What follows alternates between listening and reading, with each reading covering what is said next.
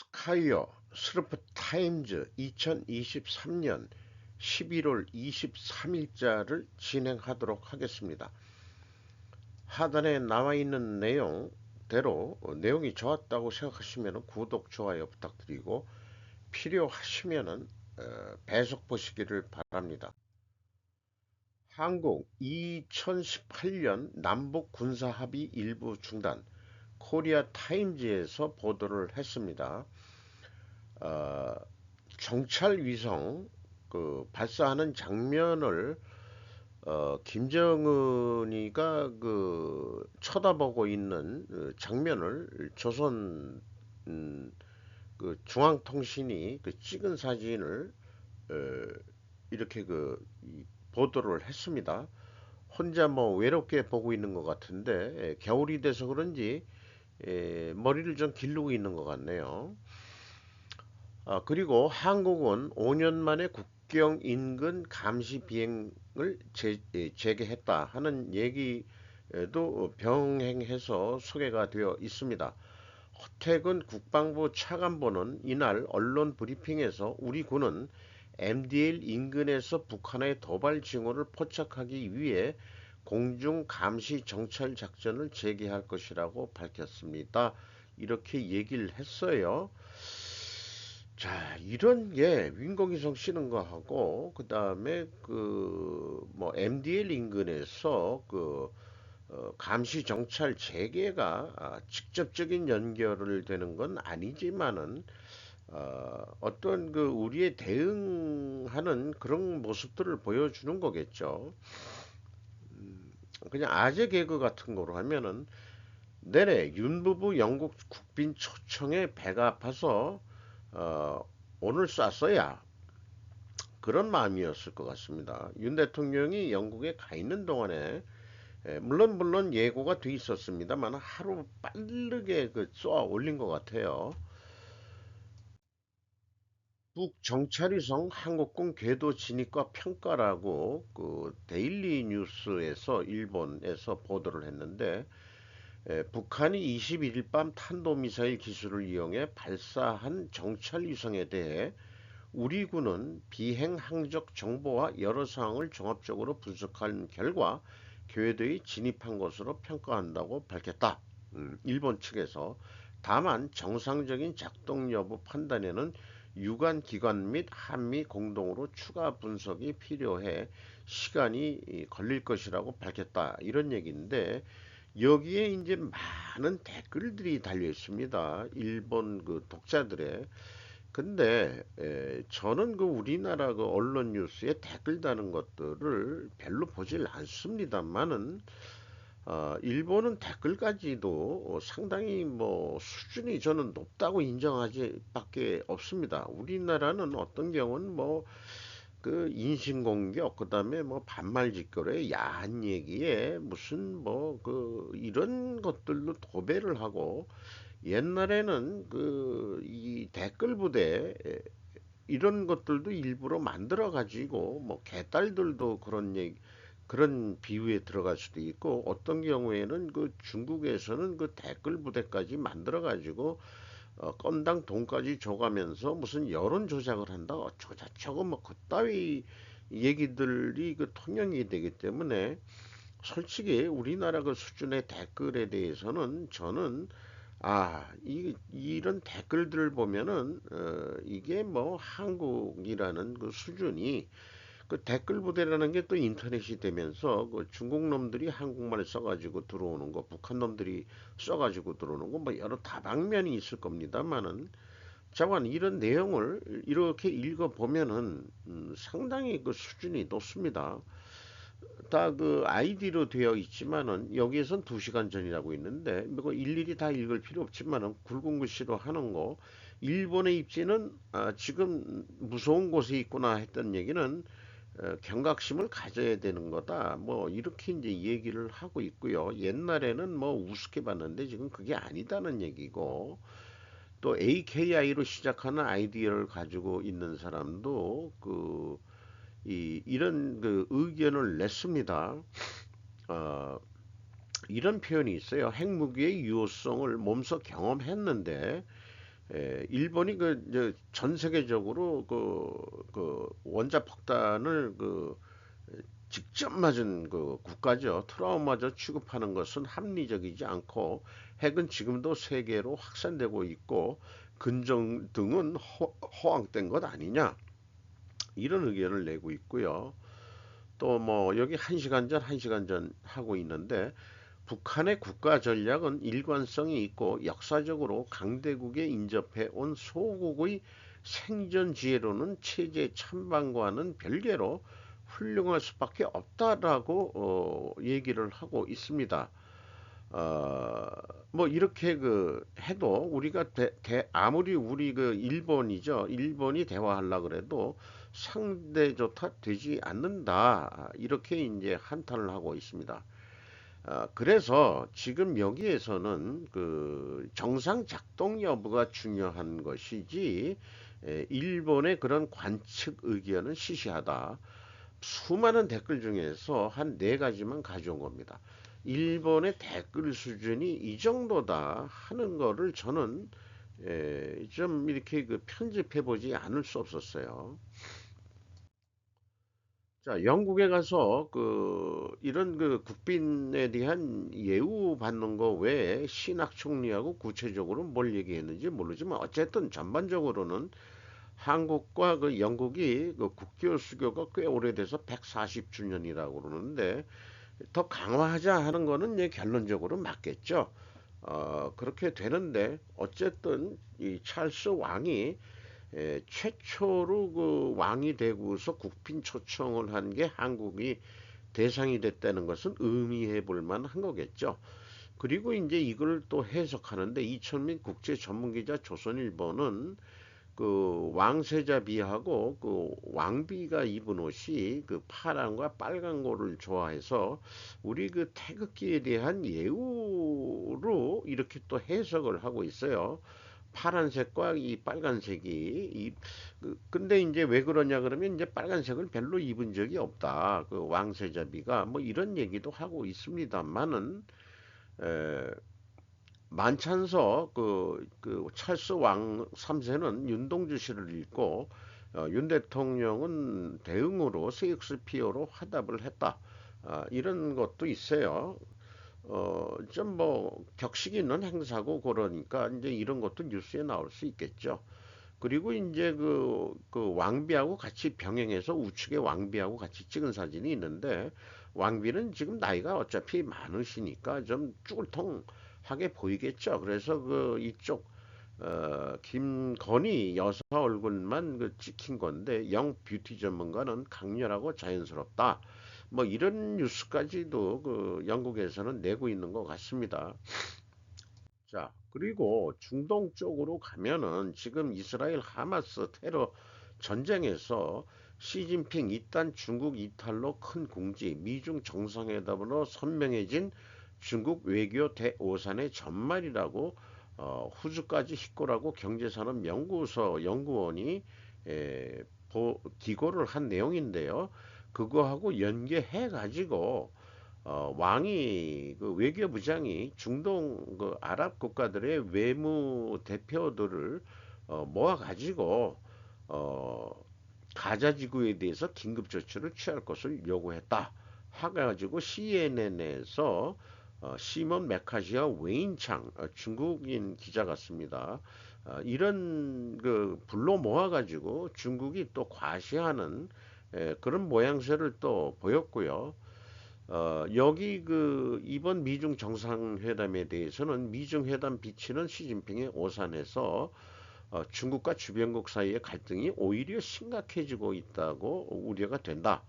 그리고 시진핑과 손절매하고 싶은 나라들이 속출하고 있다. 일대일로를 하고 있지만은 그 중에서 가장 이탈이 진행되고 있는 것은 필리핀이다. 마르코스 대통령이 오면서 이제 완전히 중국하고는 디커플링을 하겠다. 라는 거로 에이펙 회의에서도 어느 정도 언급을 한 것 같습니다. 분쟁의 부치가 여기저기 있다. 중국 주변으로 해서 해양 이상으로 우려되는 것은 육지에서의 갈등이다. 중국의 국경은 총 연장 22,800km에 이르며 국형을 접하는 나라 수만 14개에 이른다. 그 중에서 이제 북한이 적경이 돼 있죠. 만약에 한국이 통일이 된다면은 한국도 중국하고 접하게 되겠습니다만은, 저는 만주가 별도 독립이, 우리가 통일이 될 때는 만주도 별도 어떤 국가가 성립이 되지 않겠냐 그렇게 희망을 합니다. 제가 이 눈뜨고 살아 있을 때 그런 일이 벌어지기를 저는 희망을 하는 사람 중에 한 사람입니다. 중국이 반복하는 인프라 구축 부탁, 경기 부양의 문제점, 이렇게 표현이 되어 있는데, 밀턴 에즈라티라고 포브스 일본판에서 보도를 했습니다. 중국 지도부는 추가 경기 부양책이 필요하다고 보고 있다. 이를 위한 조치로 내놓은 것은 예상대로 그동안 의지해온 인프라 정비다. 이렇게 얘기하는데, 이번에 그 프로젝트 자금을 푸는 것은 1조 위안 약 21조 엔인데 신규 국채 발행을 승인했다. 이렇게 했지만은 의문시되는 이유는, 이 새로운 인프라 정비 예산은 18조 달러, 약 2,670조 엔 규모인, 중국 경제의 1%도 못 미치는 그런 소소한 거다 이렇게 얘기를 하고 있습니다. 거기에다가 지방 정부의 누적 채무가 1,320조 엔이나 돼가지고 중국 위안으로는 64조 위안이다. 이렇게 되는데 이것이 대부분 과거 인프라 정비를 위해서 차입 때문에 벌어진 일이고, 중국 국내 총생산의 절반이 넘는 규모다. 우리나라 가계부채가 157%라는 게 이제 갑자기 생각이 나는데요. 이거는 뭐 지방 정부의 부채가 중국 GDP의 50%가 넘는 규모다 이렇게 얘기하고, 그 다음에 이제 이 헝다인가요? 그 다음에 이제 이런 데가 파산을 하면서 어, 중국의 아파트는, 내장재까지 안 해놓고 뭐 이런 거는 또 산 사람들이 또 별도로 해야 된다며요. 그래서 뭐 싸게 분양을 하는지 모르겠습니다만은, 부동산 버블이 일어난 상태에서 대출 상한을 지금 국민들이 거부하고 있다. 이것도 좀 문제이기 때문에, 중국 금융기관들이 좀 더 큰 부담을 안고 있다. 이런 얘기도 소개를 하고 있습니다. 그래서 만일 이 인프라 정비의 지출이 큰 경제 효과를 낳는다고 해도 중국 경제는 2024년까지 침체가 계속될 것 같다라고 그렇게 이제 예상하는 기사를 냈습니다. 근데 저희 개인적인 희망은 일본과 같이 잃어버린 30년으로 쭉 가기를 비나이다. 비나이다 해가지고 아주 부동산이, 중국의 부동산이 폭망하기를 저는 바람하지 않는 입장입니다. 그 대신 우리나라가 부동산 경기가 좋아라는 얘기가 아니고, 우리나라도 마찬가지로 폭망까지는 아니더라도 우리나라 아파트 가격은 내려가야 된다라고 믿는 사람 중에 한 사람입니다. 미래 세대를 위해서 오죽하면은 저는, 감가상각을 적용해 가지고 공시 가격을 조정해 나가서 재산세 부담을, 재산세를 보유세라고 한다면은 그 부담감까지도 좀 줄여줘야 된다. 이렇게 저는 주장하고자 합니다. 중앙지평 트럼프 당선이 한국 외교에 미칠 영향. 마치 트럼프가 이제 다시 대통령에 당선이 될 것 같은 그것을 가정하고서 외교에 미칠 영향이라고 해서 한 세 가지 유념해야 될 내용들이 있지 않겠냐 하고서 중앙일보에서 시평을 내놨습니다. 첫째는 바뀌는 동맹의 연계 수준이다. 이런 표현을 했는데, 트럼프의 미국 우선주의나 동맹 경시가 더욱 심각해지기 때문이다. 이런 분위기는 나토 북대서양 조약기구부터 한미 동맹에 이르기까지 부정적인 영향을 미칠 것이다. 그러면 미일 동맹까지도 좀 언급을 하지 그랬어, 이 사람들아. 이런 생각이 들어가고요. 그래서 그 윤 행정부라고 표현했는데 대외 정책 근간을 바이든 행정부와 그 같이 그 강화를 해 왔는데 요게 정책 철학과 기조를 재조정해야 하느냐 어려운 상황을 맞을 것으로 예상이 된다. 이렇게 얘기를 하고 있습니다. 미국 우선주의에 경도된 트럼프가 미국에 대한 핵 공격을 각오하면서까지 한국에 핵 우산을 제공할까 의문이 커진다. 이렇게 얘기를 하고 있고요. 이 글을 읽어가면서 자꾸 고개를 갸웃갸웃하게 되는데 이 글을 쓴 사람이 도대체 누굴까 궁금해지기 시작합니다. 우리나라에서도 차기 대선에서는 핵무장론이 이슈가 될 수도 있다. 이렇게 이제 얘기를 하고요. 두 번째 그 변수로는 북미 관계다 해가지고 북미 간의 접촉이 재개가 되고 또 대화가 있을 경우에 한국을 왕따시키면 어떡할 거냐 이런 얘기를 걱정을 하고 있고요. 문 대통령 때는 그 빼고서 얘기를 하자고 그랬는데 억지로 껴가지고 그렇게 표현이 된 적이 있죠. 세 번째는 미중 갈등이 더 심해져 한국의 부담이 늘어난다는 것이다. 바이든 시대의 정책은 중국에 대해서 작은 마당 높은 펜스식으로 절제된 접근이 퇴조하고 다시 한번 디리스킹이 아니고 디커플링으로 들어갈 수도 있다 하는데 저는 개인적으로 디리스킹이나 디커플링이나 말을 바꾼 거지 그놈이 그놈이다라고 얘기를 하고 싶습니다.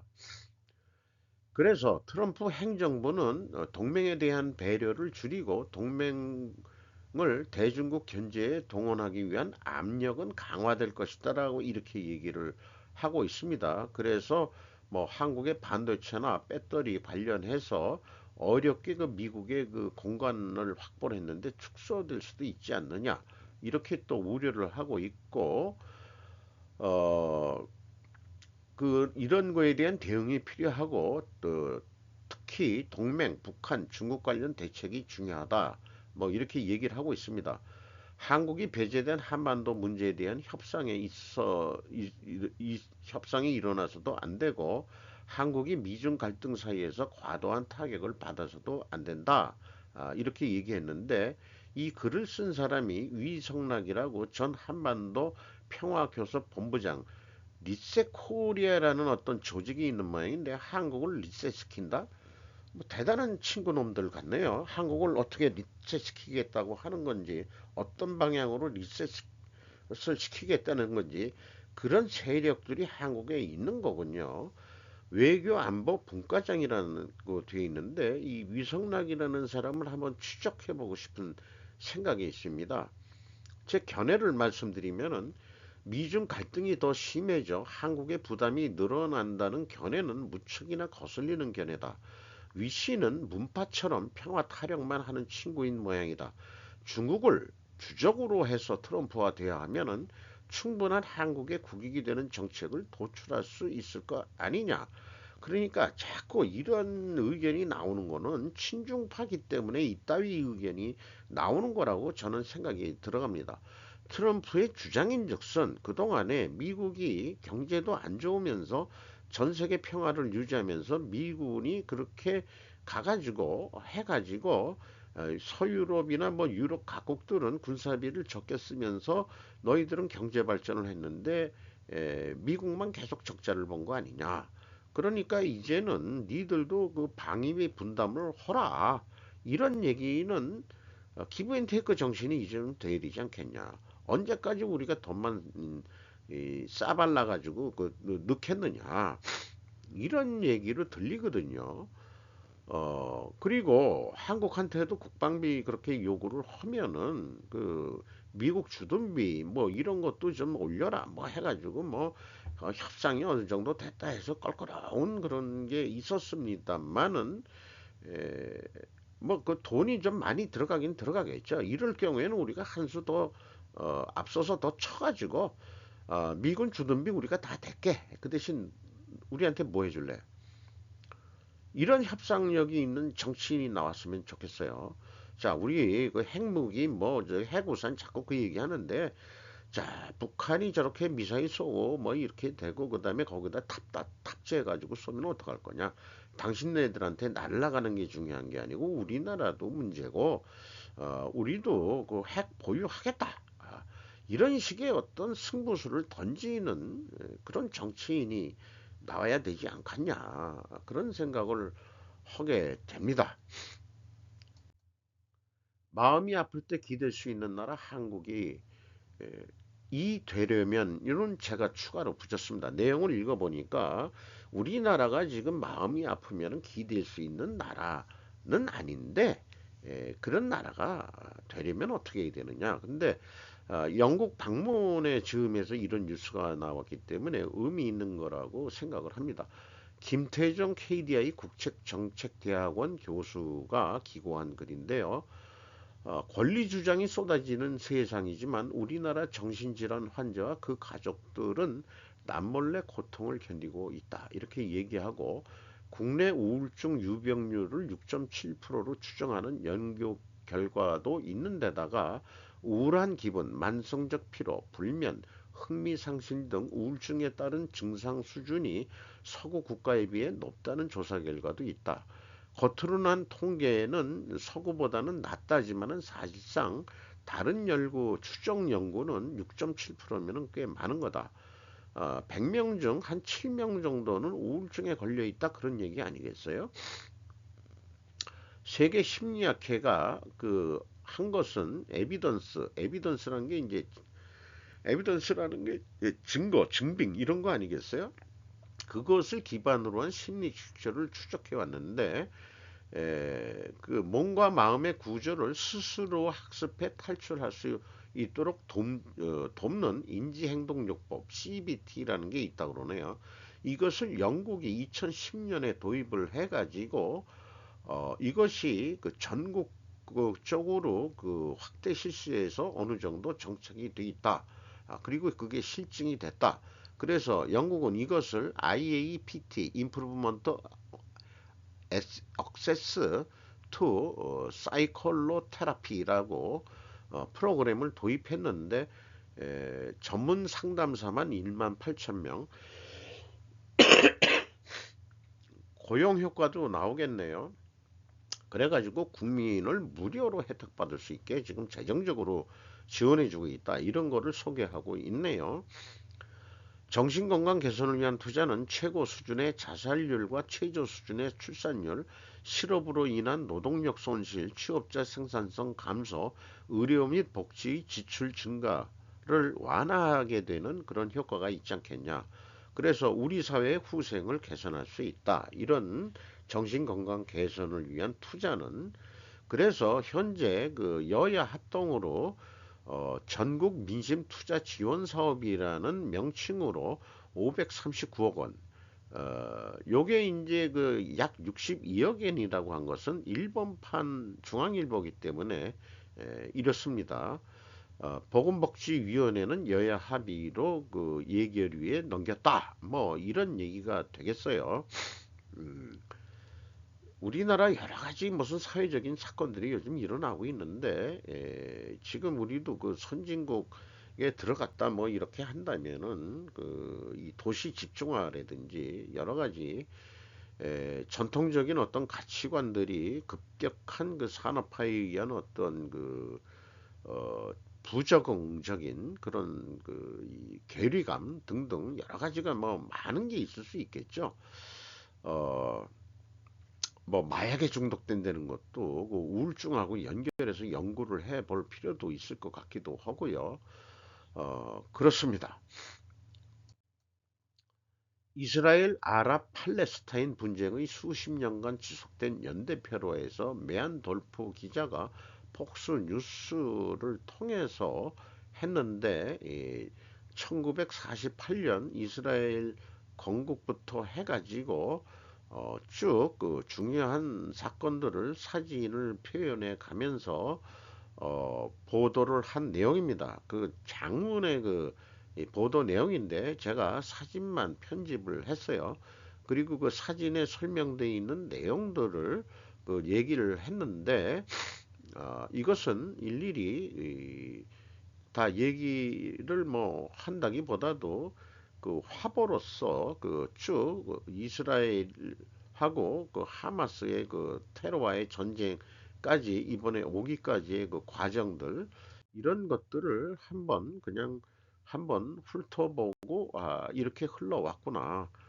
이런 것을 좀 정리를 기록으로 남기고 싶습니다. 이렇게 그 미국이라는 세계 패권국이 뭐 중재를 해서 악수를 하고 이런 거 잡으면 뭐하냐 하는 생각이 들어가요. 그리고 이란 혁명 때문에 더더욱 그 근데 이란은 아랍 종족이 아니고 페르시아 사람들인데 이슬람이라는 그런 거로 해가지고 이란이 나오면서 또 좀 뭐 중동 문제가 더 복잡해지고 또 여기 보면은 테러 자살로 해서 미국인들이 241명이나 죽고 60여 명이 부상을 입은 이런 사건도 일어났었기 때문에 미국도 가만히 있질 않고 있다는 얘기인 것 같고요. 이렇게 쭉 어, 그 하마스 지도자들 암살 사건도 많이 일어났고 클린턴 때 또 한번 그 아라파트 그 해서 서명해서 평화협정을 맺었는데 평화협정이라는 것은 영원한 평화 영구적인 게 아니고 임시적인 거겠죠. 영원한 평화는 제 생각에는 그 동의를 하는데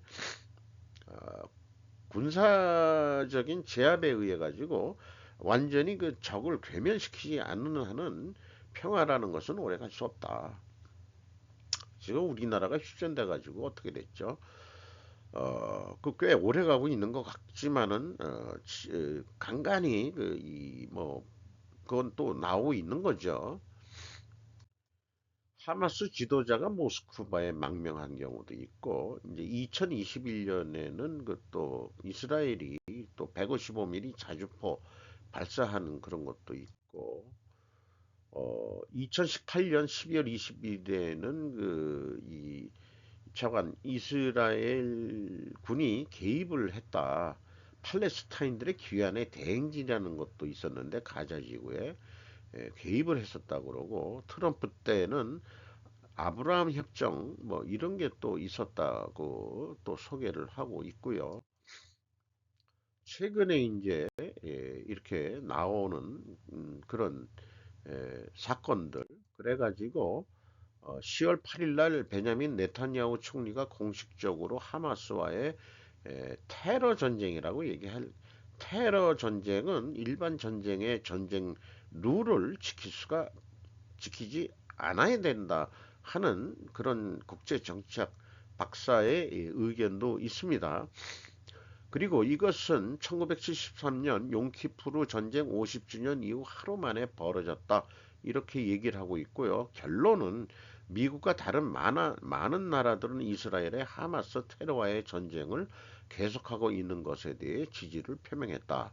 이런 뉴스 외에 잠시 휴전을 하고 어, 하마스가 잡고 있는 인질 50명과 그 다음에 그 이스라엘이 잡고 있는 그 이 하마스 인질 그 감옥에 갇혀져 있는 한 200명하고 우선은 맞바꾼다 하는 뉴스가 보도된 게 있습니다. 이상 마치도록 하겠습니다.